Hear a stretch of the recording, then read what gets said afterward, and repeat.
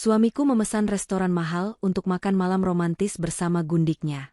Diam-diam aku memesan meja di sebelahnya. Lalu kubawa suami sah dari gundik itu.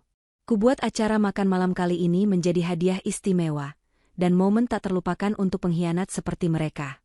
Sebelum ceritanya dimulai, silahkan tulis di kolom komentar dari daerah mana saja teman-teman yang menonton cerita ini.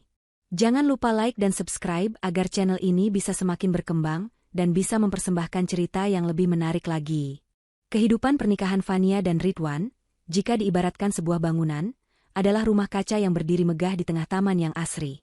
Dari luar, segalanya tampak sempurna, transparan, dan penuh kehangatan. Semua orang yang melihatnya akan berdecak kagum, menyebut mereka pasangan ideal yang ditakdirkan bersama. Pernikahan yang baru akan menginjak usia 3 tahun itu, masih terasa seperti perpanjangan masa pacaran yang manis dan penuh gairah. Ridwan, dengan posisinya yang mapan di sebuah perusahaan properti ternama, adalah sosok suami yang didambakan banyak wanita. Tampan, perhatian, dan selalu tahu cara membuat Fania merasa istimewa. Pagi itu, aroma kopi fresh yang diseduh Fania berbaur dengan wangi parfum citrus yang biasa Ridwan kenakan.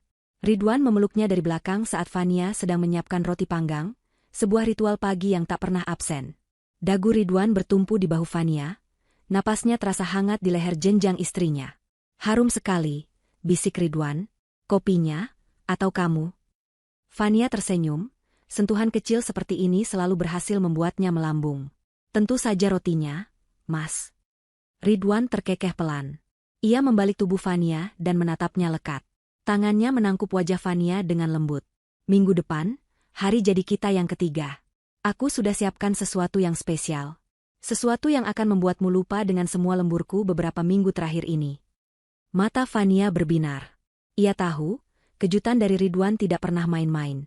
Tahun pertama, mereka berlibur ke Bali. Tahun kedua, Ridwan menghadiahinya sebuah lokakarya melukis privat. Tahu betul Fania sangat ingin mendalami hobinya. Oh ya? Apa itu?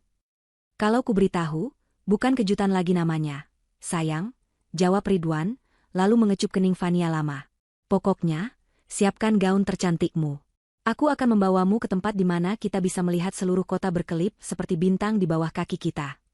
Janji itu terdengar begitu puitis, begitu romantis. Fania memeluk suaminya erat, menenggelamkan wajahnya di dada bidang itu, menghirup aroma yang sangat ia kenal. Aroma keamanan, aroma rumah. Sebelum berangkat kerja, Ridwan mengeluarkan sebuah kotak bludru kecil dari saku jasnya.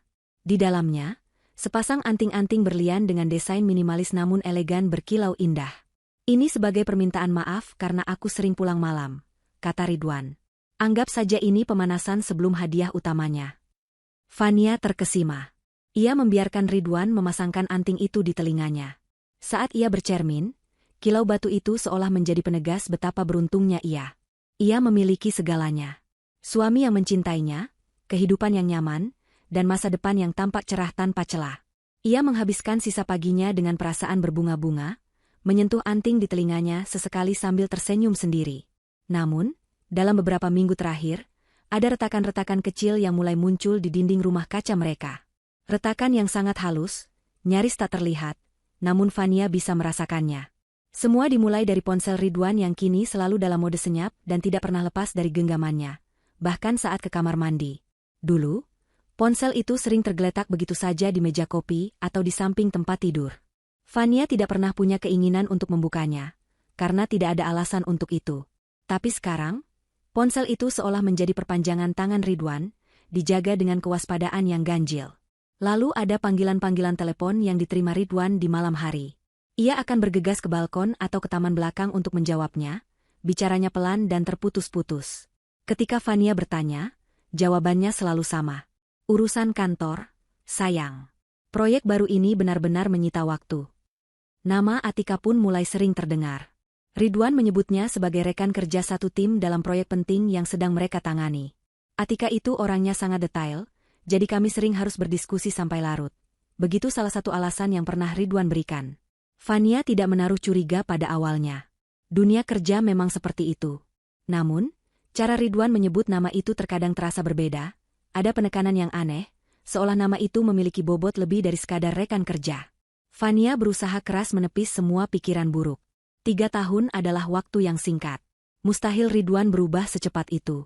Ia menuduh dirinya sendiri terlalu banyak membaca berita perselingkuhan di media sosial, membuatnya menjadi paranoid. Ia meyakinkan dirinya bahwa semua kejanggalan itu hanyalah buah dari imajinasinya yang terlalu liar, dipicu oleh rasa rindunya karena waktu bersama Ridwan yang berkurang. Ridwan masih sama. Masih perhatian, masih romantis. Anting-anting ini buktinya. Janji makan malam itu buktinya. Sore itu, setelah menyelesaikan beberapa pekerjaan desain grafis lepasnya, Fania memutuskan untuk merapikan ruang kerja Ridwan yang sedikit berantakan. Ia ingin menciptakan suasana yang nyaman saat suaminya pulang nanti. Ia menumpuk dokumen yang berserakan, mengelap meja yang sedikit berdebu, dan menyusun kembali buku-buku di rak. Matanya kemudian tertumbuk pada laptop Ridwan yang tergeletak di atas meja dalam keadaan menyala, layarnya masih aktif. Sepertinya Ridwan lupa mematikannya tadi pagi karena terburu-buru.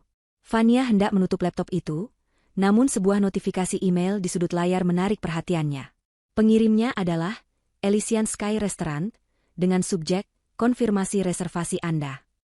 Elysian Sky adalah restoran berputar paling mewah di puncak gedung tertinggi kota itu. Tempat yang sering mereka bicarakan namun belum pernah mereka kunjungi, karena harganya yang selangit. Hati Fania langsung berdebar kencang. Inikah kejutan makan malam yang Ridwan maksud? Senyum mulai terkembang di bibirnya. Rasa curiganya selama ini terasa konyol. Tentu saja Ridwan sedang mempersiapkan ini semua. Karena penasaran, tangannya tergerak untuk membuka email tersebut. Ia hanya ingin melihat detailnya, membayangkan betapa indahnya malam jadi mereka nanti. Email itu terbuka. Di sana tertera dengan jelas, reservasi untuk hari Jumat malam, pukul 7. Meja nomor 7. Atas nama Bapak Ridwan. Semua detailnya cocok. Namun, saat matanya turun ke bawah, senyum di wajah Fania membeku seketika. Jumlah tamu, 2 orang. Jantungnya mulai berdetak lebih cepat. Mungkin Ridwan belum mengubah jumlah tamunya, pikirnya dalam penyangkalan. Ia terus membaca, mencari celah untuk mempertahankan kepercayaannya. Lalu ia sampai pada bagian paling bawah, di kolom catatan khusus untuk pihak restoran. Sebuah kalimat pendek yang ditulis oleh pemesan. Kalimat yang menghancurkan seluruh dunianya dalam hitungan detik. Rayakan awal baru kita. Meja dengan pemandangan terbaik untuk calon istriku. Calon istriku. 3 kata itu seperti palu godam yang menghantam rumah kaca mereka hingga berkeping-keping. Fania bukan calon istri, ia adalah istri sahnya. Udara di dalam ruangan terasa menipis. Suara detak jam dinding yang tadinya tidak terdengar kini, menggema seperti genderang perang. Fania membaca kalimat itu lagi, dan lagi, berharap matanya salah. Tapi tulisan itu tetap sama. Jelas, tajam, dan brutal. Ia terduduk di kursi kerja Ridwan, tubuhnya lemas. Kilau anting-anting di telinganya yang terpantul di layar laptop yang gelap kini terasa seperti sebuah ejekan. Hadiah pemanasan, kata Ridwan. Pemanasan sebelum ia merayakan awal yang baru dengan wanita lain. Janji makan malam romantis itu ternyata bukan untuknya. Meja dengan pemandangan terbaik itu bukan untuknya. Suaminya, pria yang ia cintai dengan segenap hatinya, telah mempersiapkan sebuah perayaan pengkhianatan di tempat paling romantis di kota. Keheningan di ruangan itu terasa mencekik, dipenuhi oleh suara hatinya yang remuk redam. Rasa sakit yang pertama kali menghantam Fania bukanlah kesedihan yang membakar, melainkan hawa dingin yang menusuk hingga ke tulang. Hawa dingin dari sebuah pengkhianatan yang begitu terencana dan kejam. Ia tidak berteriak. Air matanya tidak jatuh. Ia hanya duduk membeku di kursi kerja Ridwan, menatap layar laptop dengan pandangan kosong. Kalimat, calon istriku, itu terus berputar di kepalanya. Meracuni setiap kenangan indah yang pernah mereka bangun selama 3 tahun terakhir. Setiap pelukan hangat, setiap kecupan mesra, setiap janji manis, semuanya kini terasa palsu dan menjijikan. Setelah beberapa menit yang terasa seperti selamanya, sesuatu di dalam dirinya berubah. Rasa lemas itu perlahan surut, digantikan oleh amarah yang membara. Namun, ini bukan amarah yang meledak-ledak. Ini adalah amarah yang dingin, tajam, dan sangat fokus. Otaknya yang tadinya lumpuh karena syok, kini mulai bekerja dengan kecepatan tinggi. Ia tidak akan hancur. Ia tidak akan memberikan kepuasan pada Ridwan untuk melihatnya menangis dan memohon. Jika Ridwan bisa merencanakan sebuah perayaan, maka ia juga bisa merencanakan sebuah pertunjukan. Pertanyaan pertama yang muncul adalah, siapa wanita itu? Jawabannya sudah ada di ujung lidahnya. Atika. Nama yang sering disebut Ridwan dengan dalih pekerjaan. Fania bangkit dari kursi, jemarinya bergerak lincah di atas papan ketik. Ia tidak perlu meretas atau mencari jejak digital yang rumit. Ia hanya perlu membuka direktori karyawan di situs web perusahaan Ridwan. Dalam hitungan detik, sebuah nama muncul, Atika Prameswari, manajer proyek, disertai sebuah foto profil formal. Seorang wanita dengan senyum percaya diri, tatapan mata yang tajam, dan aura ambisius yang kental. Wajahnya cantik, tapi Fania bisa melihat sesuatu yang lain di balik senyum itu. Sesuatu yang licik. Langkah selanjutnya adalah media sosial. Fania mengetikkan nama itu di kolom pencarian. Profil Atika terkunci, namun dari foto profilnya yang kecil, Fania bisa melihat lebih jelas wajah wanita yang telah merebut suaminya. Tidak puas, Fania terus mencari. Ia menemukan akun media sosial lain yang ditandai di beberapa foto kolega kantor Ridwan. Akun kedua ini ternyata tidak dikunci. Sepertinya ini adalah akun pribadinya yang lebih santai. Jantung Fania terasa seperti diremas saat ia menggulir ke bawah.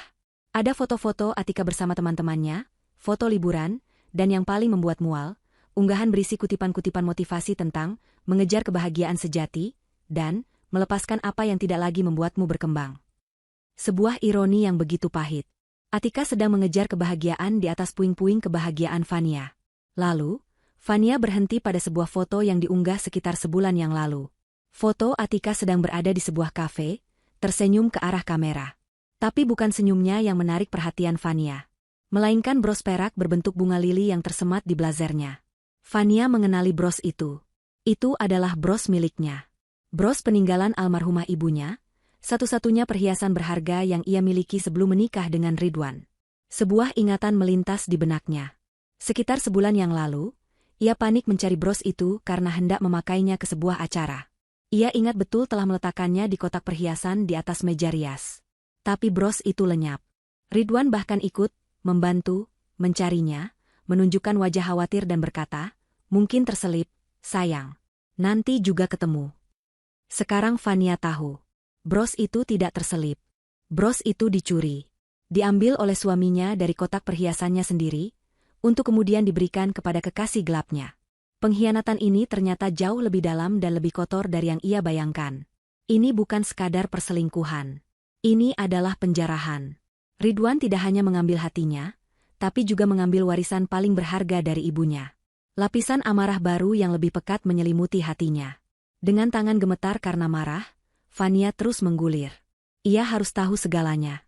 Ia harus memetakan musuhnya dengan lengkap. Dan kemudian, ia menemukan apa yang ia cari. Sebuah album foto dengan judul, Keluargaku Surgaku. Di dalamnya, ada puluhan foto Atika bersama seorang pria yang tampak ramah dan seorang gadis kecil yang lucu dengan dua kuncir kuda. Pria itu menatap Atika dan putri mereka dengan tatapan penuh puja. Fania membaca keterangan di salah satu foto.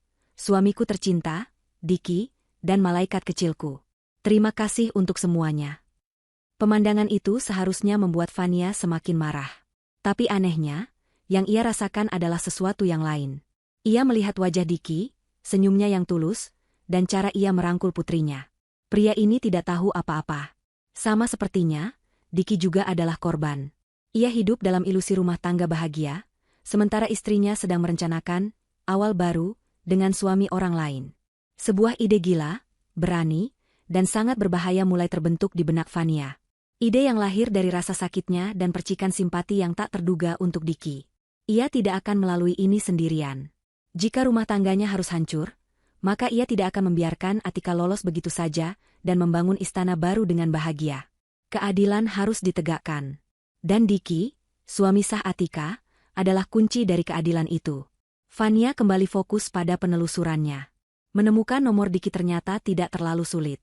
Diki memiliki sebuah usaha kecil di bidang catering yang terdaftar secara online. Di situs web usahanya, nomor kontaknya terpampang dengan jelas. Fania menyalin nomor itu ke ponselnya. Ia menatap deretan angka di layarnya selama beberapa menit. Ini adalah titik di mana tidak ada jalan untuk kembali. Sekali ia menekan tombol panggil, ia akan menyalakan api yang akan membakar habis semuanya. Ia akan menghancurkan dunia pria asing ini, sama seperti dunianya yang telah dihancurkan. Ada keraguan sejenak. Apakah ia berhak melakukan ini? Kemudian, bayangan bros ibunya yang tersemat di baju Atika melintas kembali. Bayangan catatan, calon istriku, di email reservasi. Keraguan itu lenyap seketika, digantikan oleh resolusi yang sekeras baja. Ini bukan lagi hanya tentang balas dendam. Ini tentang menghentikan para penipu itu sebelum mereka menimbulkan lebih banyak kerusakan. Fania menarik napas dalam-dalam, mengembuskannya perlahan untuk menenangkan detak jantungnya yang menggila. Ia harus terdengar tenang. Meyakinkan. Ia tidak boleh terdengar seperti istri histeris yang cemburu. Ia harus menjadi pembawa berita yang kredibel. Dengan satu gerakan mantap, jarinya menekan tombol panggil berwarna hijau. Di seberang sana, nada sambung mulai berbunyi, setiap bunyinya terasa seperti hitungan mundur menuju sebuah ledakan besar. Nada sambung di ujung telepon terasa berbunyi lebih lama dari biasanya. Setiap jedanya seolah memberi Fania kesempatan untuk membatalkan panggilannya dan mundur. Tapi ia tidak melakukannya. Ia menggenggam ponselnya lebih erat, jemarinya memutih, tekadnya sudah sekeras batu karang. Akhirnya, setelah nada sambung keempat, panggilan itu dijawab. "Halo, Diki Catering, ada yang bisa dibantu?" Suara di seberang terdengar ramah, profesional, dan penuh energi. Suara seorang pria yang tidak tahu bahwa dunianya akan segera dijungkir balikan. Fania menarik napas. "Selamat sore, Pak Diki. Maaf mengganggu waktunya. Nama saya Fania." Ia sengaja berhenti sejenak, membiarkan keheningan mengisi jeda. "Iya, Ibu Fania. Ada yang bisa saya bantu? Apakah untuk pesanan catering?" tanya Diki dengan nada yang sama ramahnya. "Bukan, Pak. Ini tentang hal lain. Ini tentang istri Anda, Atika Prameswari." Keheningan kembali menyapa, namun kali ini terasa berbeda. Energi ramah di seberang sana seketika lenyap, digantikan oleh kewaspadaan. "Atika, ada apa dengan istri saya? Anda siapa?" Nada suaranya menjadi lebih tajam, protektif. Fania sudah menduga reaksi ini. Ia harus menyampaikannya dengan hati-hati, fakta demi fakta, tanpa emosi yang meluap-luap. "Nama saya Fania Arisanti. Saya adalah istri dari Ridwan, rekan kerja istri Anda." "Ridwan? Oh, ya, saya tahu. Atika sering cerita soal dia. Mereka sedang menangani proyek besar bersama, kan? Maaf, Bu, saya tidak mengerti arah pembicaraan ini." Diki terdengar bingung, sedikit tidak sabaran.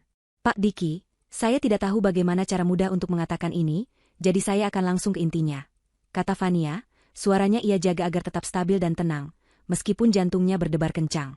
"Suami saya, Ridwan, telah memesan sebuah meja untuk makan malam romantis di restoran Elysian Sky untuk hari Jumat malam. Meja itu dipesan untuk 2 orang. Lalu, apa hubungannya dengan saya dan istri saya?" desak Diki. "Reservasi itu bukan untuk saya, Pak Diki. Di dalam catatan pemesanan, suami saya menulis pesan untuk pihak restoran. Pesan itu berbunyi, meja dengan pemandangan terbaik untuk calon istriku." Fania bisa mendengar Diki menarik napas tajam di seberang sana. "Calon istri? Mungkin Anda salah paham, Bu. Mungkin itu untuk Anda, perayaan." "Saya adalah istrinya, Pak Diki." "Bukan calon istri," potong Fania, nadanya tegas namun tidak menyerang. "Dan saya punya alasan kuat untuk percaya bahwa orang kedua yang akan duduk di meja itu adalah istri Anda." Ini tidak masuk akal. Suara Diki mulai meninggi, campuran antara amarah dan penyangkalan. "Anda tidak bisa menelepon orang asing dan menuduh yang bukan-bukan. Atika sedang sibuk bekerja, dia setia pada keluarga kami. Anda pasti salah orang atau ini semacam penipuan." "Saya harap saya salah, Pak Diki. Sungguh. Tapi saya punya bukti," balas Fania dengan tenang. "Boleh saya kirimkan sesuatu ke nomor Anda?" Diki tidak langsung menjawab. Fania bisa membayangkan pria itu sedang berperang dengan dirinya sendiri. Antara nalurinya untuk melindungi keluarganya dan benih keraguan yang baru saja Fania tanamkan. Akhirnya, setelah keheningan yang panjang, ia menjawab dengan suara berat. "Kirimkan."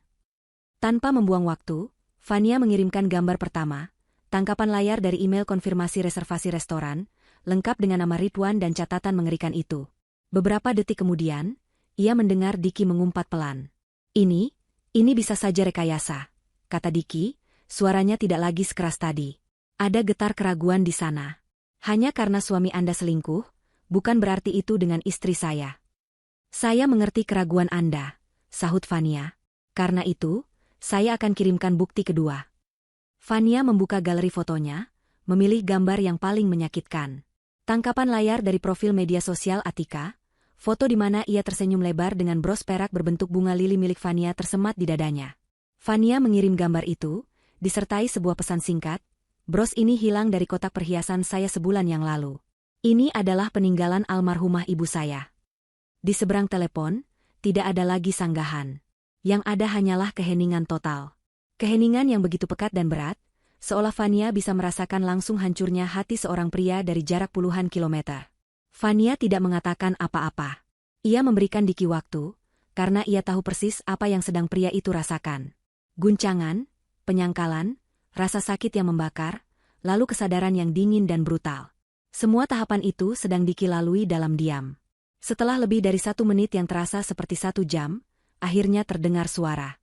Bukan lagi suara pria ramah atau suami yang protektif, melainkan bisikan lirih yang syarat akan kehancuran. Saya tidak percaya ini." "Saya juga, Pak Diki," balas Fania pelan, untuk pertama kalinya sedikit kelembutan merayap masuk ke dalam suaranya. Jadi ini alasannya." Diki mulai bicara, lebih pada dirinya sendiri daripada pada Fania. Dia selalu pulang larut. Selalu ada rapat mendadak. Ponselnya selalu menghadap ke bawah.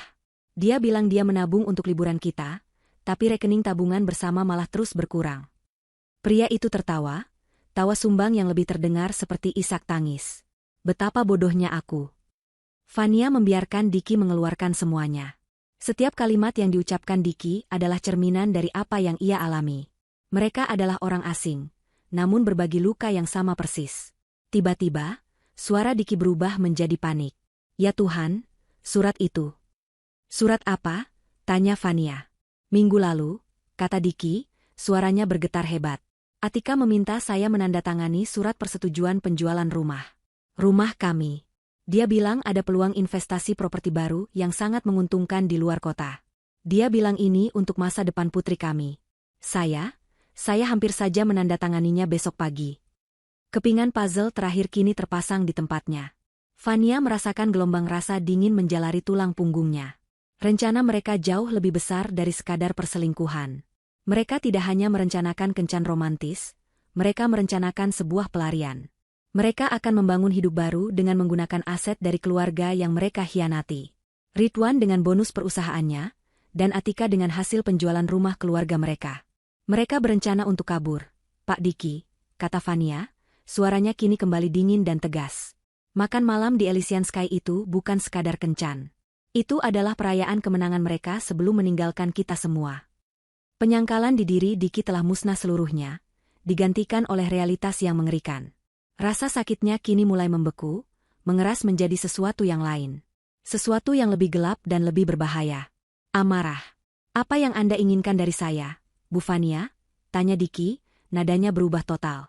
Tak ada lagi getar kesedihan. Yang ada hanyalah ketajaman yang menusuk. "Saya tidak akan membiarkan mereka menang," jawab Fania. "Saya punya sebuah rencana. Saya akan berada di restoran itu pada hari Jumat malam. Dan saya ingin Anda berada di sana bersama saya." Keheningan sejenak. Fania bisa merasakan Diki sedang memproses usulannya. Ini adalah sebuah pertaruhan besar. Mereka ingin merayakan awal baru mereka. Lanjut Fania, menekankan setiap kata. "Baik. Kita akan berada di sana untuk memberikannya pada mereka. Kita akan memberikan mereka sebuah awal baru yang tidak akan pernah mereka lupakan seumur hidup mereka." Di seberang telepon, Diki menarik napas panjang. Saat ia mengembuskannya, seolah semua sisa-sisa kelembutan dan keraguan ikut terbuang.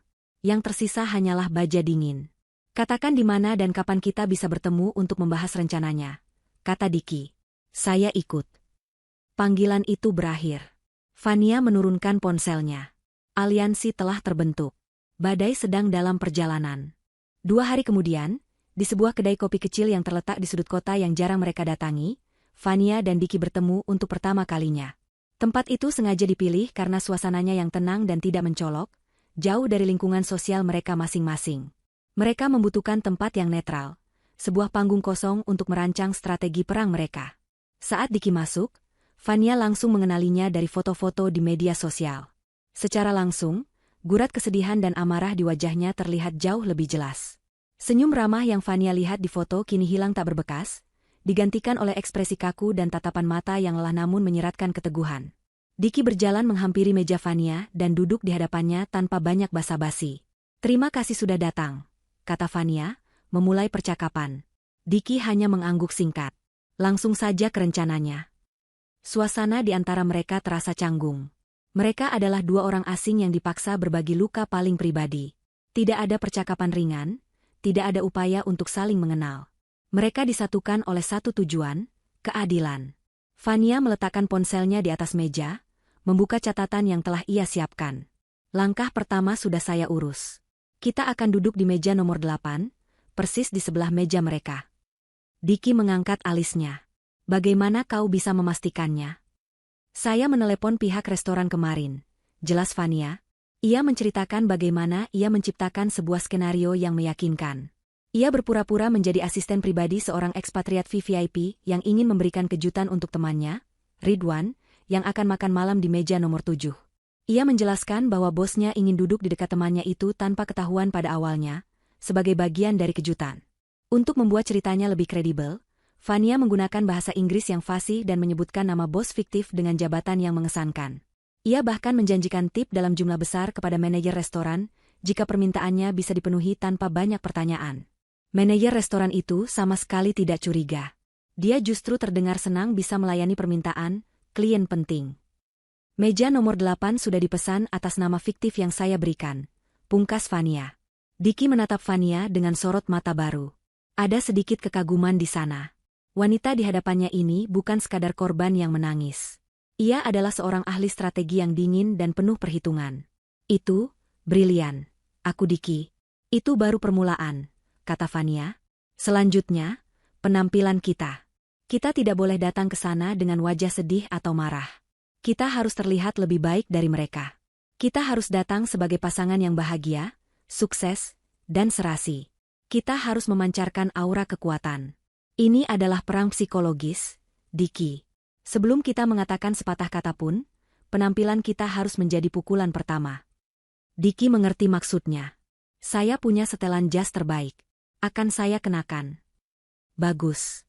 Saya juga akan mengenakan gaun terbaik saya, kata Vania. Kita akan tiba 15 menit lebih awal dari jadwal reservasi mereka. Kita harus sudah duduk dengan nyaman saat mereka tiba. Kita akan memesan hidangan pembuka yang paling mahal.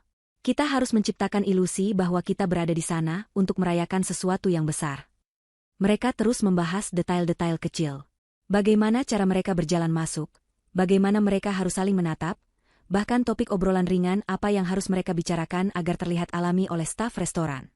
Setiap elemen direncanakan dengan presisi militer.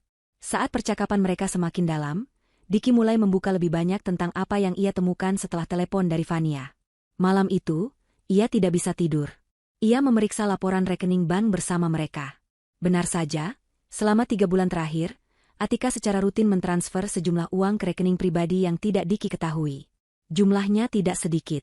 Jika diakumulasikan, cukup untuk uang muka sebuah apartemen kecil. Dia bilang itu untuk dana pendidikan putri kami, kata Diki dengan suara getir. Dia bahkan menunjukkan padaku brosur investasi pendidikan palsu yang ia buat sendiri. Aku percaya begitu saja. Mendengar itu, Vania teringat sesuatu. Sesuatu yang membuat rencana mereka menjadi jauh lebih serius. Diki, kapan bonus tahunan suamiku biasanya cair? Diki berpikir sejenak. Aku tidak tahu pasti. Tapi Atika pernah bilang kalau proyek besar yang sedang mereka tangani akan selesai akhir bulan ini, dan bonusnya akan sangat besar. Vania mengepalkan tangannya di bawah meja. Tentu saja. Tanggal makan malam itu, hari Jumat, adalah hari terakhir kerja di bulan itu. Itu adalah hari di mana bonus tahunan Ridwan yang jumlahnya ratusan juta rupiah masuk ke rekeningnya. Kini semuanya menjadi sangat jelas. Makan malam itu bukan hanya perayaan, tapi juga titik akhir dari rencana penipuan mereka.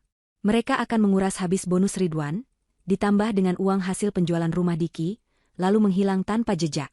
Ini bukan lagi sekadar perselingkuhan, Diki, kata Vania dengan suara rendah yang berbahaya. Ini adalah penipuan terencana. Mereka akan membuat kita bangkrut. Kesadaran itu menghantam Diki seperti sebuah tamparan keras. Taruhannya kini bukan lagi hanya soal harga diri dan hati yang terluka, tapi juga masa depan finansial dan keamanan putri kecilnya. Amarah di matanya kini bercampur dengan ketakutan, yang dengan cepat berubah menjadi sebuah tekad yang lebih kuat. Kita harus menghentikan mereka, kata Diki, suaranya terdengar berat. Kita tidak hanya akan menghentikan mereka, koreksi Vania, matanya berkilat dingin. Kita akan menghancurkan mereka. Di depan semua orang. Rencana mereka pun berevolusi. Ini tidak lagi cukup hanya dengan mempermalukan mereka. Mereka harus memastikan Ridwan dan Atika kehilangan segalanya. Sama seperti yang mereka rencanakan pada Fania dan Diki. Mereka mulai menyusun strategi baru, menambahkan elemen-elemen yang lebih destruktif. Diki, dengan aksesnya ke dokumen rumah, akan membawa salinan surat perjanjian jual-beli yang hampir ia tanda tangani. Fania, di sisi lain, mulai mengingat-ingat detail kecil tentang proyek besar yang sedang Ridwan tangani. Ia ingat Ridwan pernah mengeluh tentang klien terpenting mereka, seorang CEO tua bernama Pak Wicaksono yang sangat menjunjung tinggi nilai-nilai keluarga dan kejujuran. Sebuah ide licik mulai terbentuk di benak Fania. Pertemuan mereka di kedai kopi itu berakhir setelah hampir 2 jam. Saat mereka berpisah, kecanggungan di antara mereka telah hilang, digantikan oleh rasa solidaritas yang kuat. Mereka bukan lagi 2 orang asing. Mereka adalah sekutu, rekan dalam konspirasi, 2 algojo yang bersiap untuk menjalankan eksekusi publik. Mereka akan berjalan masuk ke Elysian Sky sebagai korban, namun mereka akan berjalan keluar sebagai pemenang. Panggung telah disiapkan, para aktor telah siap, dan skenario malam penghakiman itu telah ditulis hingga ke detail terakhir. Yang perlu mereka lakukan sekarang hanyalah menunggu tirai diangkat. Malam itu, udara terasa berbeda. Ada sengatan listrik antisipasi di setiap tarikan napas Fania. Saat ia berdiri di depan cermin besar di kamarnya, ia nyaris tidak mengenali wanita yang balas menatapnya. Wanita itu bukanlah Fania yang rapuh, yang hatinya hancur berkeping-keping 3 hari yang lalu. Wanita di cermin itu adalah seorang predator yang sedang bersiap untuk berburu. Matanya, yang biasanya memancarkan kehangatan, kini berkilat dengan cahaya dingin yang tajam. Ia mengenakan gaun berwarna merah darah. Gaun sederhana dengan potongan elegan yang memeluk tubuhnya dengan pas, mengekspos leher jenjang dan bahunya yang mulus. Warna itu adalah sebuah pilihan sadar. Merah adalah warna cinta dan gairah, tapi juga warna bahaya dan perang. Malam ini, ia membawa keduanya. Rambutnya ia tata dalam sanggul modern yang rapi, menonjolkan garis rahangnya yang tegas. Riasan wajahnya sempurna, dengan lipstik merah menyala yang serasi dengan gaunnya, seolah bibir itu siap mengucapkan kalimat-kalimat paling mematikan. Anting-anting berlian pemberian Ridwan masih terpasang di telinganya, bukan sebagai tanda cinta, melainkan sebagai ironi yang menyakitkan, sebuah pengingat akan apa yang dipertaruhkan malam ini. Saat ia berjalan menuruni tangga, ia melihat Diki sudah menunggunya di ruang tamu. Pria itu juga telah bertransformasi. Ia mengenakan setelan jas hitam yang dijahit dengan sempurna, kemeja putih bersih, dan dasi berwarna perak. Rambutnya disisir rapi, dan sepatunya mengkilap. Ia tidak lagi terlihat seperti pria patah hati yang Fania temui di kedai kopi. Malam ini, ia adalah seorang eksekutif sukses, seorang pria yang memegang kendali. Ketika mata mereka bertemu, ada pengakuan diam-diam di antara mereka. Mereka adalah rekan dalam kejahatan, 2 prajurit yang mengenakan seragam tempur terbaik mereka. Kau terlihat luar biasa, kata Diki, suaranya tulus. Kau juga, balas Fania, kita siap. Perjalanan menuju restoran Elysian Sky terasa singkat. Mereka tidak banyak bicara. Semua yang perlu dikatakan sudah dibahas. Kini yang tersisa hanyalah eksekusi. Saat taksi mereka berhenti di lobi gedung pencakar langit yang megah itu, Fania merasakan jantungnya berdebar sedikit lebih cepat. Ia menarik napas dalam-dalam, mengumpulkan semua kekuatan dan amarahnya, mengubahnya menjadi topeng ketenangan yang tanpa celah. Mereka melangkah masuk ke dalam lobi, berjalan berdampingan. Kehadiran mereka langsung menarik perhatian. Mereka terlihat seperti pasangan berkuasa, memancarkan aura kepercayaan diri yang membuat orang lain menoleh. Mereka masuk ke dalam lift pribadi yang akan membawa mereka langsung ke puncak, ke restoran berputar itu. Di dalam kotak kaca yang melesat naik itu, kerlip lampu kota mulai membentang di bawah mereka seperti permadani permata. Indah, sekaligus ironis. Di tempat seindah inilah, sebuah neraka kecil akan segera tercipta. Pintu lift terbuka, dan mereka disambut oleh alunan musik piano yang lembut, serta pemandangan 360 derajat kota di malam hari. Suasananya begitu mewah dan intim. Dinding kaca dari lantai ke langit-langit membuat setiap tamu merasa seolah sedang melayang di angkasa. Pelayan berjas rapi menyambut mereka dengan senyum. Selamat malam, selamat datang di Elysian Sky, sapa pelayan itu. Reservasi atas nama Emer Harrison, kata Fania dengan aksen Inggris yang dibuat-buat, sesuai dengan skenario yang telah ia ciptakan. Pelayan itu memeriksa daftarnya. Ah, ya, meja nomor 8. Mari, saya antar. Saat mereka berjalan melintasi ruangan, Vania bisa merasakan tatapan para tamu lain. Mereka mungkin mengira Vania dan Diki adalah pasangan ekspatriat atau pebisnis kaya yang sedang merayakan kesepakatan besar. Ilusi itu bekerja dengan sempurna. Pelayan mengantar mereka ke sebuah meja yang terletak tepat di tepi jendela. Dan di sebelahnya, kosong dan menunggu, adalah meja nomor 7. Panggung utama pertunjukan malam ini. Silakan, kata pelayan itu sambil menarik kursi untuk Vania. Terima kasih, jawab Vania sambil tersenyum. Setelah mereka duduk dan pelayan pergi, Vania dan Diki saling berpandangan. Momen itu terasa nyata. Tidak ada jalan untuk kembali. Diki mengulurkan tangannya di atas meja dan menggenggam tangan Vania sejenak. Sebuah isyarat dukungan yang singkat namun penuh makna. Kau baik-baik saja, bisik Diki. Lebih dari baik-baik saja, jawab Vania. Aku merasa hidup. Seorang pelayan lain datang untuk menawarkan menu. Mengikuti rencana mereka, Vania dan Diki memesan 2 gelas mocktail paling mahal di daftar, minuman non-alkohol dengan presentasi yang sangat mewah, disajikan dalam gelas kristal tinggi dengan hiasan buah-buahan eksotis dan bunga yang bisa dimakan. Mereka juga memesan hidangan pembuka yang direkomendasikan oleh koki. Mereka berbicara dengan suara pelan namun jelas, tertawa sesekali, memainkan peran mereka sebagai pasangan yang sedang menikmati malam yang sempurna. Waktu terasa berjalan lambat. Setiap putaran restoran membawa pemandangan kota yang berbeda ke hadapan mereka. Vania terus melirik jam tangannya. Pukul 7 kurang 5 menit. Mereka akan segera tiba. Ketegangan mulai terasa di udara, seperti statis sebelum badai petir. Diki tampak sedikit gugup, buku-buku jarinya memutih saat ia memegang gelasnya. Vania menatapnya. Ingat rencana kita. Kita tidak melihat mereka. Kita tidak mengakui kehadiran mereka. Kita adalah dunia kita sendiri. Biarkan mereka yang tersiksa oleh kehadiran kita. Diki mengangguk, menarik napas panjang, dan kembali memasang ekspresi tenangnya. Tepat pukul 7 malam, pintu lift di ujung ruangan kembali terbuka. Dari sana, melangkah masuk Ridwan dan Atika. Vania tidak perlu menoleh. Ia bisa melihat pantulan mereka dari kaca jendela di hadapannya. Mereka terlihat persis seperti yang ia bayangkan. Ridwan, gagah dengan kemeja bermereknya, merangkul pinggang Atika dengan posesif. Dan Atika, mengenakan gaun hitam ketat yang elegan, menyandarkan kepalanya di bahu Ridwan, tertawa dengan manja. Mereka terlihat begitu bahagia, begitu yakin akan kemenangan mereka.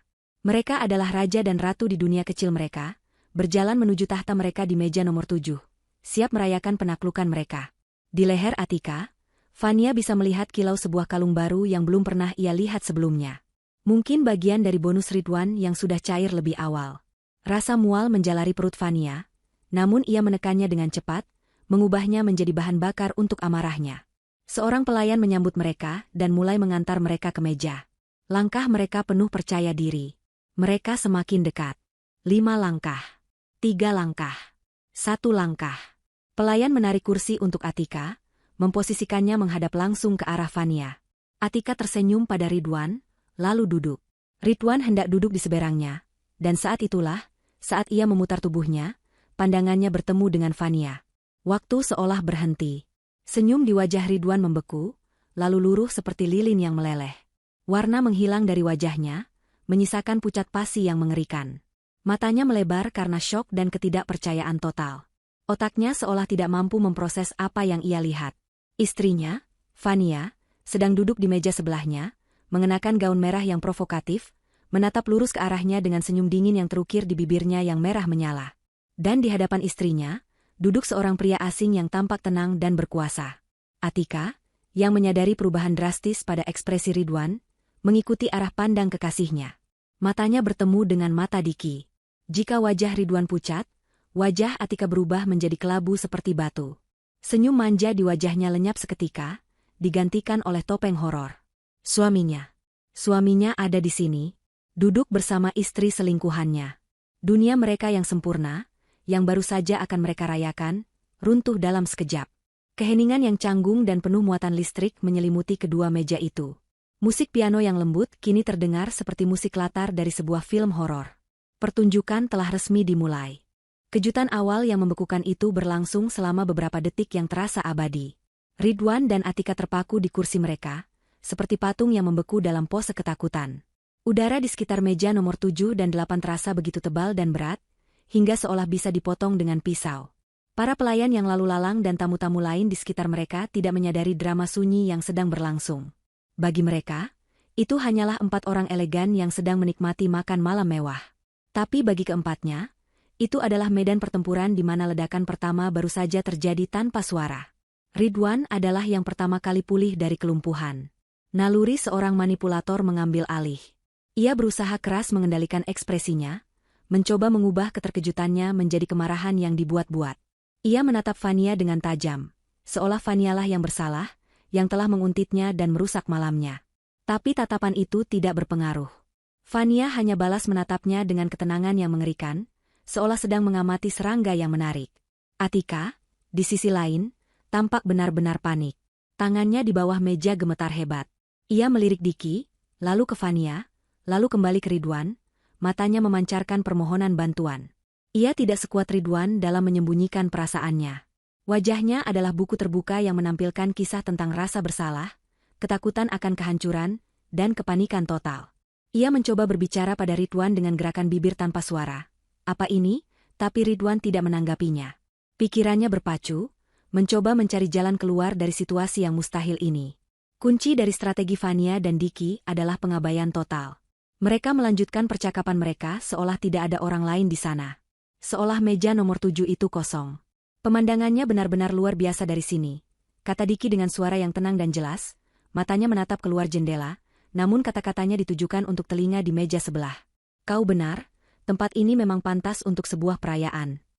Tentu saja, balas Fania sambil tersenyum. Ia mengambil gelas moktailnya, memutarnya perlahan. Tidak setiap hari kita bisa merayakan sebuah awal yang baru. Awal yang bersih dari semua kebohongan masa lalu. Setiap kata adalah tusukan jarum yang sengaja diarahkan.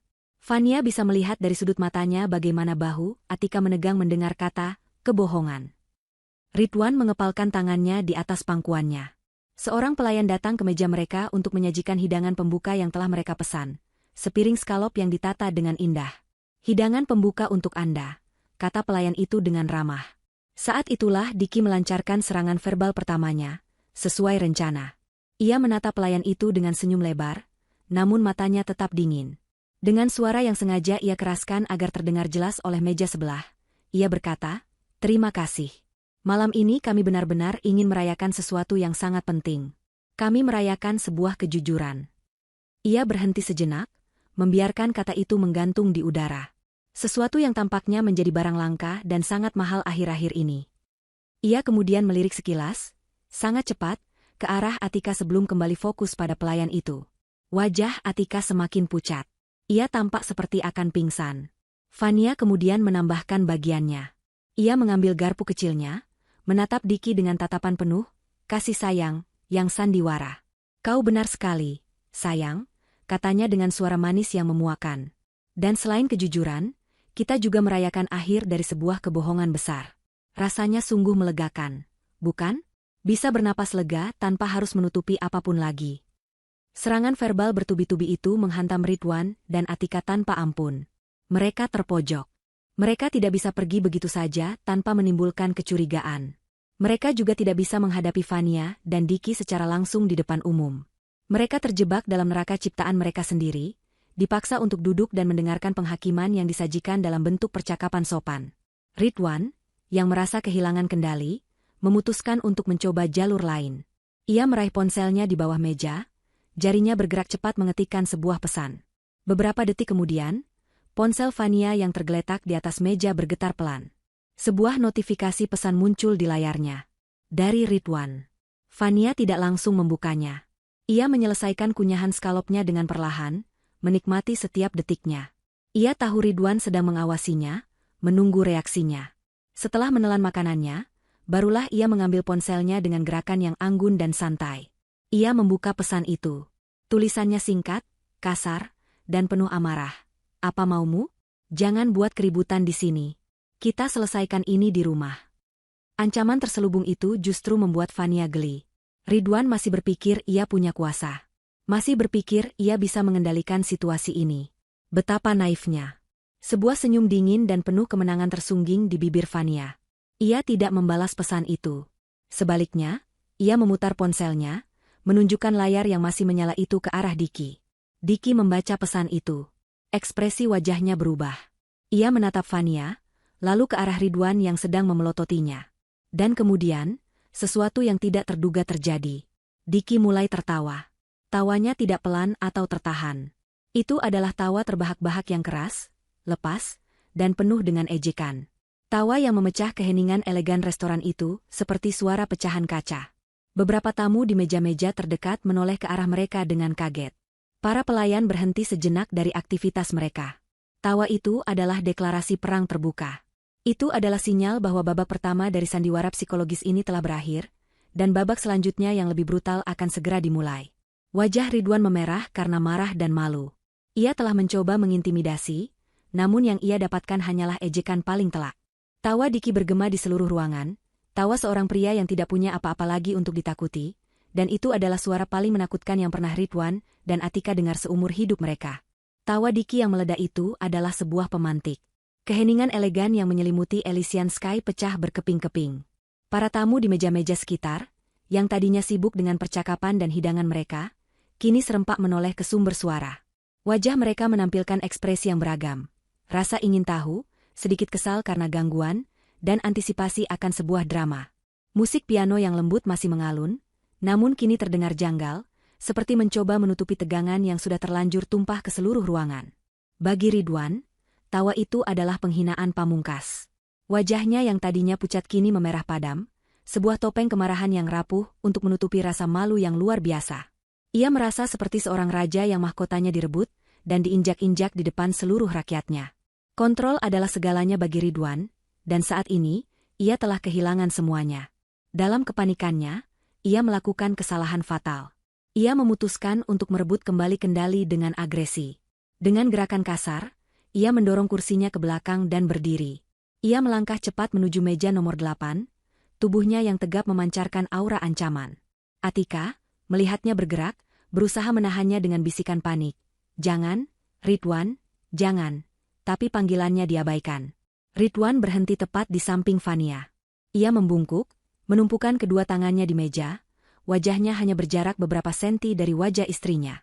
Para tamu lain kini benar-benar menonton, beberapa bahkan sudah berhenti makan. "Hentikan sandiwara ini sekarang juga," desis Ridwan, suaranya rendah dan penuh racun, hanya ditujukan untuk Fania dan Diki. "Kau mempermalukan dirimu sendiri, Fania. Pulang sekarang. Kita bicarakan ini di rumah." Fania tidak gentar.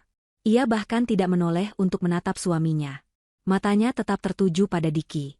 Ia mengambil serbet kainnya, menyeka sudut bibirnya dengan gerakan yang lambat dan disengaja, seolah kehadiran Ridwan tidak lebih dari gangguan seekor lalat.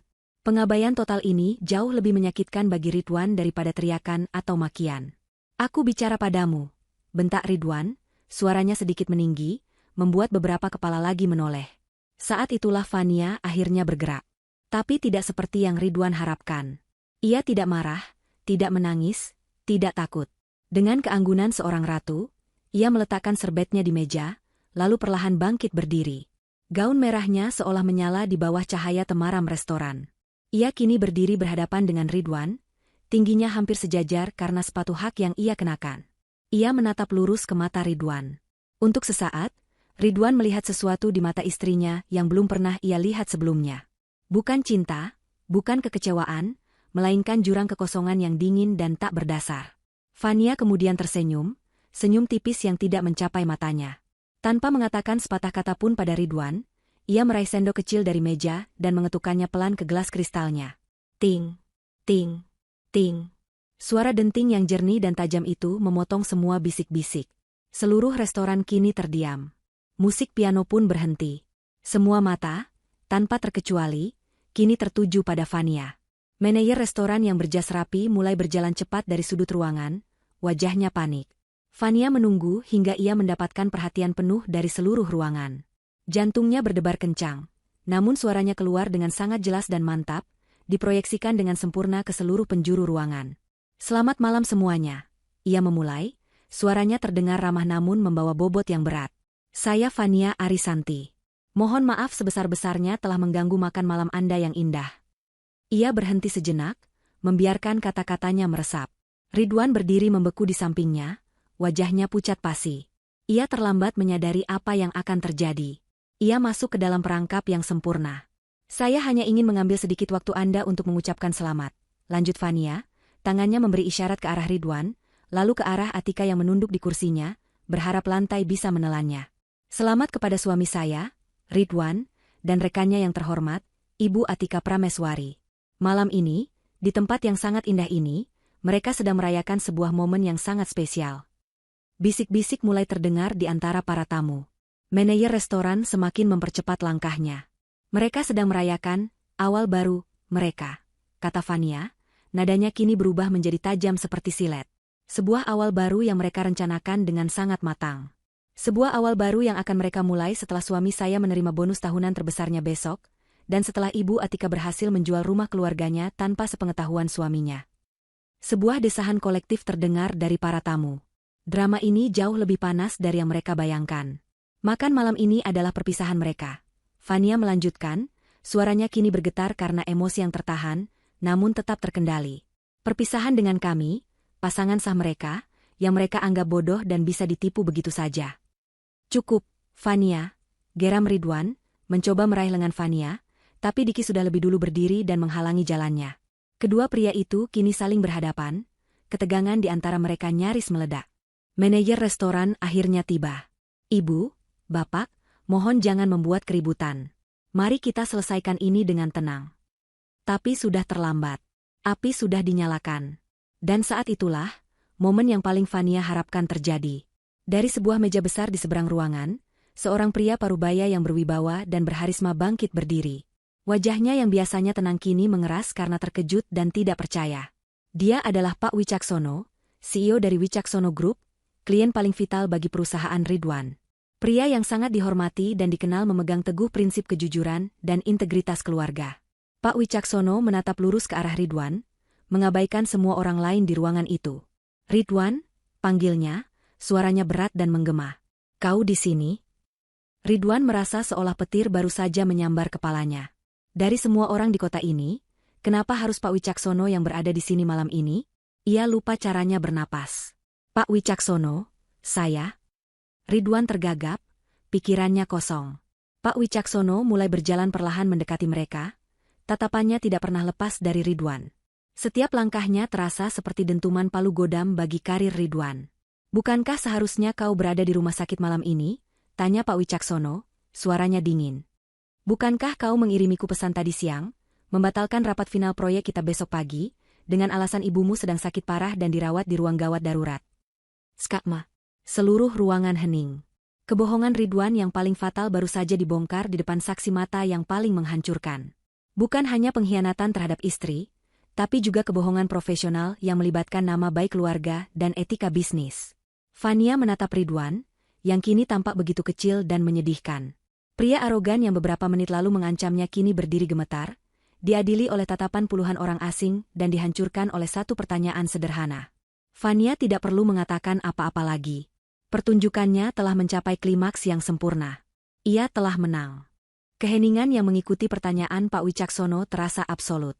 Seolah seluruh suara di kota telah tersedot ke dalam satu titik vakum di antara meja nomor 7 dan 8. Wajah Ridwan, yang sudah pucat, kini kehilangan semua sisa warnanya, berubah menjadi abu-abu seperti semen basah.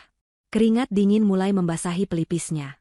Di matanya, Fania bisa melihat kepanikan seekor hewan yang terperangkap, menyadari bahwa semua jalan keluar telah tertutup. Pak Wicaksono berhenti 1 meter di depan Ridwan. Pria tua itu tidak berteriak atau marah. Kekecewaannya jauh lebih menakutkan. Ia menatap Ridwan dari atas ke bawah, lalu melirik sekilas ke arah Atika yang gemetar, dan terakhir ke arah Fania yang berdiri tegak. Jadi ini, urusan keluarga darurat, yang kau maksud, Ridwan? Kata Pak Wicaksono, suaranya rendah namun memotong seperti belati. Merayakan dengan wanita lain sambil menjual cerita sedih tentang ibumu? Ibumu adalah wanita yang baik. Aku kenal beliau. Kau tidak pantas menggunakan namanya untuk menutupi perbuatanmu yang menjijikan ini. Setiap kata adalah pukulan telak. Ridwan mencoba membuka mulutnya, mencari dalih, alasan, apapun. Pak, ini salah paham. Saya bisa jelaskan. Tidak perlu, potong Pak Wicaksono dengan tegas. Ia mengalihkan pandangannya pada manajer restoran yang berdiri canggung. Tolong berikan tagihan meja saya. Saya sudah kehilangan selera makan. Lalu ia kembali menatap Ridwan, tatapannya sekeras es. Mengenai proyek kita, anggap saja batal. Rapat besok pagi tidak perlu ada lagi. Perusahaan saya tidak akan pernah bekerja sama dengan orang yang tidak memiliki integritas, baik dalam bisnis maupun dalam kehidupan pribadinya. Kau sudah selesai, nak? Pernyataan itu adalah vonis mati. Disampaikan dengan tenang, di depan umum, oleh orang yang paling berpengaruh pada karirnya. Ratusan juta bonus yang ia nantikan, promosi jabatan yang sudah di depan mata, reputasinya yang ia bangun bertahun-tahun, semuanya lenyap dalam sekejap. Hancur menjadi debu. Saat Ridwan masih limbung karena pukulan profesional itu, giliran Diki yang maju. Ia tidak lagi terlihat marah. Wajahnya tenang, matanya dingin, seolah ia adalah seorang pengacara yang akan membacakan tuntutan. Ia berdiri di hadapan Atika, yang masih menunduk dalam-dalam, rambutnya menutupi wajahnya. Atika, panggil Diki dengan suara yang jelas, tidak bergetar sama sekali. Angkat kepalamu. Lihat aku. Dengan enggan, Atika mengangkat wajahnya. Wajahnya basah oleh air mata, riasannya luntur. Selama ini aku bekerja siang dan malam untuk membangun masa depan bagi keluarga kita, kata Diki, suaranya bergema di keheningan. Aku percaya padamu. Aku mempercayakan semua hasil jerih payahku padamu. Tapi kau, di belakangku, menguras rekening kita sedikit demi sedikit. Ia mengeluarkan ponselnya, menunjukkan beberapa tangkapan layar transaksi perbankan. Dan kau mencoba menipuku untuk menjual satu-satunya aset yang kita miliki, rumah tempat putri kita tumbuh besar. Diki memasukkan kembali ponselnya ke saku. Pengacaraku akan menghubungimu besok. Aku akan mengajukan gugatan cerai dengan tuntutan hak asuh penuh atas putri kita. Aku akan menuntutmu atas penipuan dan penggelapan. Kau tidak akan mendapatkan sepeser pun. Dan kau tidak akan pernah menyakiti putri kita lagi. Tuntutan itu, yang disampaikan dengan begitu dingin dan tanpa emosi, adalah paku terakhir di peti mati Atika. Kehilangan kekasihnya, kehilangan rumahnya, dan yang terburuk, kehilangan putrinya. Semuanya dalam satu malam. Kepanikannya mencapai puncak. Ia tidak lagi bisa berpikir jernih. Naluri untuk menyelamatkan diri mengambil alih, dan ia mulai mencari kambing hitam. Ini semua salahnya. Jerit Atika tiba-tiba, menunjuk Ridwan dengan jari gemetar. Suaranya melengking dan histeris, menghancurkan sisa-sisa martabat yang mungkin masih ia miliki. Dia yang merayuku. Dia yang menjanjikan segalanya. Dia bilang dia akan menceraikan istrinya dan menikahiku. Dia yang menyuruhku mengambil uang dan menjual rumah. Aku hanya korban di sini. Ridwan, yang dunianya sudah hancur, tersentak oleh tuduhan itu. Sisa-sisa harga dirinya tersinggung. Korban? Kau? Balasnya dengan sinis, suaranya penuh kebencian. Kau yang terus mengejarku. Kau yang bilang istrimu tidak pernah menghargaimu. Kau serakah, Atika. Kau hanya mengincar uang dan posisiku. Pembohong, pekik Atika. Wanita murahan, balas Ridwan. Pertunjukan cinta mereka yang romantis kini telah berubah menjadi pertengkaran paling buruk dan paling memalukan. Mereka saling menyalahkan, saling menghina, membongkar kebohongan satu sama lain di depan puluhan pasang mata yang menonton dengan campuran rasa jijik dan geli. Romansa terlarang mereka terurai menjadi pemandangan yang menyedihkan tentang dua orang egois yang menolak bertanggung jawab atas perbuatan mereka sendiri. Di tengah kekacauan itu, Fania dan Diki saling berpandangan. Misi mereka telah selesai, bahkan lebih berhasil dari yang mereka bayangkan. Tidak ada lagi yang perlu dikatakan atau dilakukan. Dengan tenang, Fania memberi isyarat kepada pelayan terdekat. Tagihan untuk meja nomor 8, tolong. Pelayan itu, yang masih terpana, tergagap dan segera mengambilkan tagihannya. Fania mengeluarkan kartu kreditnya, membayarnya lunas. Ia kemudian menyelipkan beberapa lembar uang ratusan ribu di bawah buku tagihan. Ini untuk Anda dan rekan-rekan Anda, katanya pada pelayan itu sambil tersenyum tipis. Sebagai permintaan maaf atas keributan ini, dan terima kasih untuk pertunjukannya. Setelah itu, Fania dan Diki berbalik. Tanpa menoleh ke belakang sedikitpun, mereka berjalan dengan langkah yang mantap dan tenang melintasi restoran. Mereka melewati meja Pak Wicaksono yang mengangguk hormat pada mereka. Mereka melewati meja-meja lain di mana para tamu memberi jalan, menatap mereka dengan campuran simpati dan kekaguman. Dan mereka melewati meja nomor 7, di mana Ridwan dan Atika masih saling meneriakkan hinaan seperti dua anjing liar. Pintu lift terbuka. Mereka melangkah masuk. Saat pintu itu tertutup, meredam suara kekacauan di belakang mereka, Fania bersandar di dinding lift dan menutup matanya sejenak. Diki berdiri di sampingnya, diam. Lift meluncur turun dalam keheningan. Pintu lift terbuka di lobi yang sepi. Mereka berjalan keluar, menuju pintu putar besar. Saat mereka melangkah keluar dari gedung, udara malam yang sejuk langsung menyapa wajah mereka. Rasanya begitu segar, begitu nyata. Di atas sana, di puncak gedung, neraka sedang berkobar. Tapi di sini, di bawah, perang telah usai. Tidak ada sorak kemenangan. Hanya ada kelegaan yang luar biasa, rasa sakit yang mulai memudar, dan kesadaran bahwa mereka telah mengambil kembali kendali atas hidup mereka. Mereka telah berjalan melewati api, dan keluar dari sisi lain dengan utuh. Di luar gedung pencakar langit itu, hiruk-pikuk lalu lintas malam terasa seperti dunia yang berbeda. Klakson mobil, deru mesin, dan sirine ambulans di kejauhan adalah suara kehidupan normal yang terus berjalan, tidak peduli pada drama yang baru saja meledak di angkasa, 40 lantai di atas mereka. Vania menarik napas dalam-dalam, mengisi paru-parunya dengan udara malam yang sedikit tercemar namun terasa luar biasa melegakan. Udara kebebasan. Ia dan Diki berdiri berdampingan di trotoar selama beberapa saat dalam keheningan. Tidak ada kata-kata yang perlu diucapkan. Mereka baru saja melewati sebuah badai bersama, dan kini mereka berdiri di tengah ketenangan setelahnya. Keheningan di antara mereka tidak lagi canggung seperti saat pertama kali bertemu. Keheningan ini penuh dengan pemahaman, rasa hormat, dan akhir dari sebuah babak yang kelam. Sebuah taksi berhenti di dekat mereka. Diki membukakan pintu untuk Vania.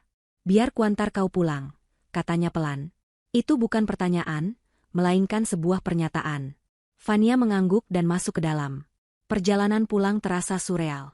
Lampu-lampu kota yang berkelip di luar jendela taksi, seolah menjadi saksi bisu dari malam yang akan mengubah hidup mereka selamanya.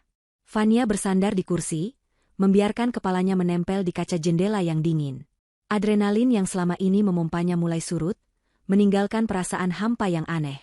Bukan kesedihan, bukan juga kebahagiaan. Hanya sebuah kekosongan yang luas, seperti sebuah lahan yang baru saja dibersihkan dari semua semak belukar liar, siap untuk ditanami sesuatu yang baru. Ia memikirkan Ridwan dan Atika. Ia tidak merasakan kebencian lagi. Yang ia rasakan adalah campuran antara rasa kasihan dan jijik. Kasihan pada betapa menyedihkannya mereka, yang rela menghancurkan begitu banyak hal hanya untuk sebuah ilusi kebahagiaan yang dibangun di atas kebohongan. Dan jijik pada betapa mudahnya mereka saling menyalahkan saat topeng mereka terlepas. Cinta mereka, yang mereka anggap begitu agung hingga pantas mengorbankan segalanya, ternyata begitu rapuh dan jelek. Diki duduk diam di sampingnya, menatap lurus ke depan. Vania bisa menebak pikirannya pun sedang berkecamuk. Ia mungkin sedang memikirkan putrinya, bagaimana menjelaskan semua ini, bagaimana membangun kembali sebuah rumah yang fondasinya telah hancur. Beban mereka berbeda, namun sama-sama berat. Mereka adalah kapten dari dua kapal yang berbeda yang baru saja selamat dari badai yang sama.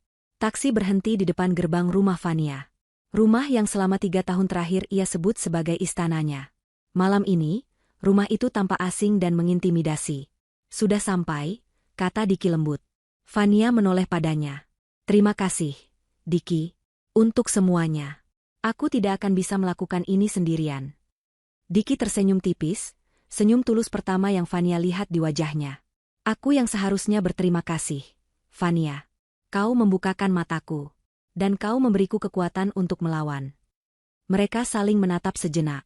Ada ikatan aneh di antara mereka, ikatan yang tidak akan dipahami oleh siapapun.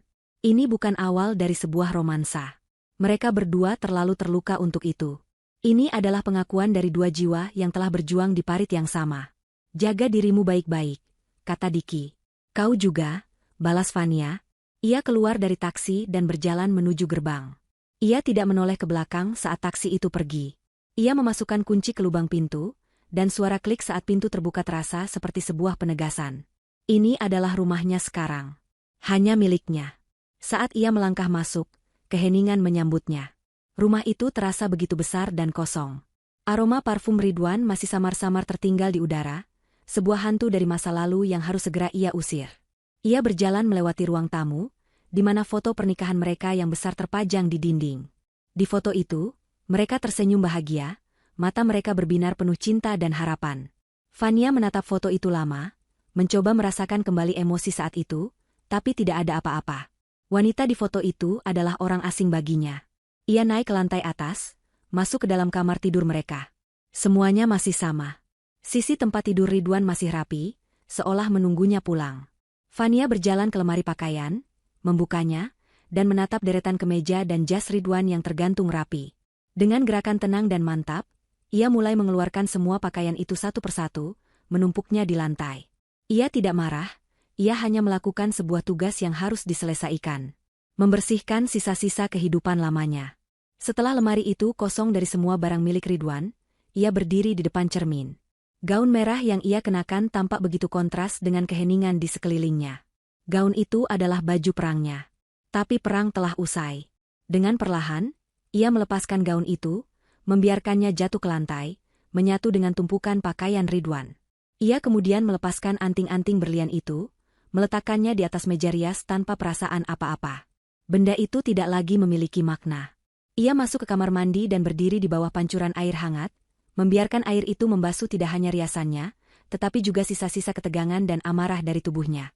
Ia menggosok kulitnya hingga memerah, seolah ingin menghilangkan semua jejak dari malam itu, dari 3 tahun terakhir. Setelah selesai, dengan hanya mengenakan jubah mandi yang nyaman, ia duduk di tepi tempat tidur. Kelelahan yang luar biasa mulai menjalari tubuhnya. Kelelahan fisik, mental, dan emosional. Ia merasa bisa tidur selama 100 tahun. Saat itulah ponselnya yang tergeletak di nakas bergetar. Sebuah pesan masuk. Ia mengira itu dari Diki, atau mungkin pesan penuh amarah dari Ridwan. Dengan enggan, ia meraihnya. Pesan itu ternyata bukan dari keduanya. Pesan itu berasal dari sebuah nomor yang tidak ia kenal, namun ia tahu siapa pengirimnya. Itu adalah pengacara yang diam-diam telah ia temui 2 hari sebelum pertunjukan di restoran. Pesan itu singkat dan lugas. Selamat malam, Bu Fania. Semoga Anda baik-baik saja. Sesuai instruksi Anda, semua berkas gugatan cerai dengan tuntutan pembagian aset berdasarkan bukti perselingkuhan yang tak terbantahkan sudah saya siapkan. Kita bisa mengajukannya ke pengadilan hari Senin pagi. Semua sudah siap. Fania membaca pesan itu 2 kali. Sebuah senyum tipis, senyum yang sesungguhnya, akhirnya terkembang di bibirnya. Pertunjukan di Elysian Sky bukanlah sebuah tindakan impulsif yang didorong oleh emosi. Itu adalah sebuah langkah strategis yang telah diperhitungkan dengan cermat. Itu adalah cara untuk mengumpulkan saksi, untuk menciptakan bukti publik yang tidak bisa disangkal, untuk memastikan kemenangannya di ranah hukum. Ia tidak hanya merencanakan pembalasan, ia merencanakan kebebasannya. Jauh sebelum ia menelepon Diki, ia sudah mempersiapkan perangnya sendiri. Ia meletakkan ponselnya kembali. Rasa hampa di dalam dirinya mulai terisi oleh sesuatu yang baru. Kekuatan. Kejelasan. Harapan. Ia menatap pantulan dirinya di cermin lemari yang gelap. Wanita yang menatapnya kembali tidak lagi terlihat seperti korban, juga tidak terlihat seperti seorang algojo. Ia terlihat seperti dirinya sendiri. Fania. Seorang wanita yang baru saja berjalan keluar dari reruntuhan, siap untuk membangun kembali dunianya dari nol, batu bata demi batu bata, di atas tanah yang kini sepenuhnya menjadi miliknya. Tirai panggung telah tertutup, dan babak baru dalam hidupnya akan segera dimulai. 6 bulan kemudian, di sebuah sudut jalan yang teduh dan artistik di pusat kota, berdiri sebuah galeri seni kecil dengan pintu kaca dan papan nama kayu yang elegan, Galeri Fania. Cahaya matahari sore menerobos masuk, menerangi lukisan-lukisan abstrak berwarna cerah yang tergantung di dinding putih bersih. Aroma cat minyak yang samar berbaur dengan wangi bunga lili segar yang diletakkan di meja penerima tamu. Suasananya tenang, kreatif, dan penuh kehidupan. Di tengah ruangan itu, berdiri Fania. Ia mengenakan blus linen berwarna krem dan celana palazzo yang nyaman. Rambutnya ia potong lebih pendek, membuatnya terlihat lebih segar dan dinamis. Ia sedang menjelaskan sebuah lukisan kepada sepasang suami istri parubaya, senyumnya tulus dan matanya berbinar dengan semangat yang menular. Ini adalah hari pembukaan galerinya, sebuah mimpi yang telah ia pendam sejak lama, mimpi yang sempat ia kubur demi pernikahannya. Kini, mimpi itu menjadi kenyataan. Proses perceraiannya dengan Ridwan berjalan lebih lancar dari yang ia duga. Berkat drama di Elysian Sky yang menjadi buah bibir dan kesaksian dari beberapa tamu yang hadir, termasuk Pak Wicaksono, hakim tidak ragu-ragu untuk mengabulkan semua tuntutannya. Bukti perselingkuhan dan niat penipuan Ridwan begitu kuat, hingga pengacara Ridwan tidak bisa berbuat banyak. Fania mendapatkan hak penuh atas rumah mereka, beserta sebagian besar aset bersama sebagai ganti rugi. Ia menjual rumah itu tanpa penyesalan, menggunakan sebagian uangnya untuk membeli apartemen yang lebih kecil dan nyaman, dan menginvestasikan sisanya untuk mewujudkan galeri ini. Karma, ternyata, adalah sesuatu yang nyata. Ridwan dipecat keesokan harinya setelah malam itu. Namanya masuk daftar hitam di industri properti. Tidak ada perusahaan besar yang mau merekrut seseorang dengan catatan integritas yang begitu buruk. Ia terpaksa menjual mobil mewahnya dan hidup dari sisa tabungannya yang menipis. Beberapa kali ia mencoba menghubungi Fania, mengirim pesan-pesan penyesalan yang menyedihkan, namun Fania tidak pernah menanggapinya. Pintu ke masa lalu itu telah ia tutup dan kunci rapat-rapat. Nasib Atika bahkan lebih buruk. Diki menepati setiap kata-katanya. Dengan bukti penggelapan dan upaya penjualan rumah secara curang, Diki dengan mudah memenangkan hak asuh penuh atas putri mereka. Atika tidak hanya kehilangan anaknya, ia juga dituntut oleh perusahaannya sendiri setelah Diki secara anonim memberikan informasi tentang beberapa transaksi mencurigakan lain yang ia lakukan di kantor.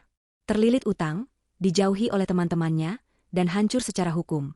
Awal baru, yang ia dambakan bersama Ridwan berubah menjadi akhir yang sunyi dan menyedihkan. Pintu galeri terbuka, lonceng kecil di atasnya berbunyi. Diki masuk sambil tersenyum, menggandeng tangan putri kecilnya yang tampak menggemaskan dengan gaun polkadot. Di tangannya yang lain, ia membawa seikat besar bunga matahari. "Selamat, Fania," kata Diki dengan hangat saat ia mendekat. "Tempat ini luar biasa. Persis seperti yang pernah kau ceritakan." Fania tersenyum lebar melihatnya. "Diki, terima kasih sudah datang." Ia berjongkok untuk menyamai tinggi putri Diki. "Halo, cantik. Suka lukisan-lukisan ini?" Gadis kecil itu mengangguk malu-malu. Hubungan Fania dan Diki telah berkembang menjadi sebuah persahabatan yang tulus dan langka. Mereka bertemu sebulan sekali untuk minum kopi, berbagi cerita tentang kemajuan hidup masing-masing. Tidak ada sedikitpun percikan asmara di antara mereka. Mereka adalah penyintas, kawan seperjuangan yang saling memahami tanpa perlu banyak kata. Diki sedang dalam proses penyembuhan, fokus membesarkan putrinya dan mengembangkan bisnis cateringnya yang semakin sukses. Fania, di sisi lain, telah menemukan kembali dirinya dalam seni. "Bagaimana rasanya?" tanya Diki, sambil melihat sekeliling galeri yang mulai ramai oleh pengunjung. "Rasanya?" Fania berdiri dan menatap sekelilingnya. Ia melihat karya-karya seniman muda yang ia kurasi, melihat wajah-wajah orang yang menikmati seni, mendengar alunan musik jazz lembut yang ia putar. Rasanya benar. Rasanya seperti pulang. Saat ia sedang berbicara dengan Diki, seorang wanita menghampirinya. "Permisi, Mbak Fania. Lukisan yang di sudut itu, apakah masih tersedia? Saya sangat menyukainya." Fania tersenyum. "Tentu saja. Mari saya ceritakan sedikit tentang makna di baliknya." Ia menatap Diki sejenak, sebuah tatapan terima kasih, lalu berjalan melayani calon pembelinya. Diki memperhatikannya dari jauh, senyum bangga terukir di wajahnya. Ia melihat seorang wanita yang kuat, mandiri, dan benar-benar bahagia. Sore itu, saat matahari mulai turun dan cahayanya yang keemasan menyinari galeri, Fania berdiri sejenak di dekat jendela, memegang secangkir teh hangat. Ia memikirkan kembali malam 6 bulan yang lalu. Ia teringat pada catatan reservasi Ridwan yang menyakitkan itu. "Rayakan awal baru kita." Sebuah senyum tipis terukir di bibirnya. Ironis. Ridwan dan Atika tidak pernah mendapatkan awal baru mereka. Justru dirinyalah yang mendapatkannya. Sebuah awal baru yang tidak ia rencanakan, namun jauh lebih indah dan lebih nyata dari apapun yang pernah ia bayangkan. Awal baru yang tidak bergantung pada janji manis seorang pria atau kemewahan materi. Awal baru yang ia bangun dengan tangannya sendiri, dari puing-puing pengkhianatan, di atas fondasi kekuatan dan harga dirinya. Matahari terbenam di ufuk, mewarnai langit dengan semburat jingga dan ungu. Bagi Fania, itu bukanlah akhir dari sebuah hari. Itu adalah janji akan fajar yang lebih cerah esok pagi. Dan ia siap menyambutnya.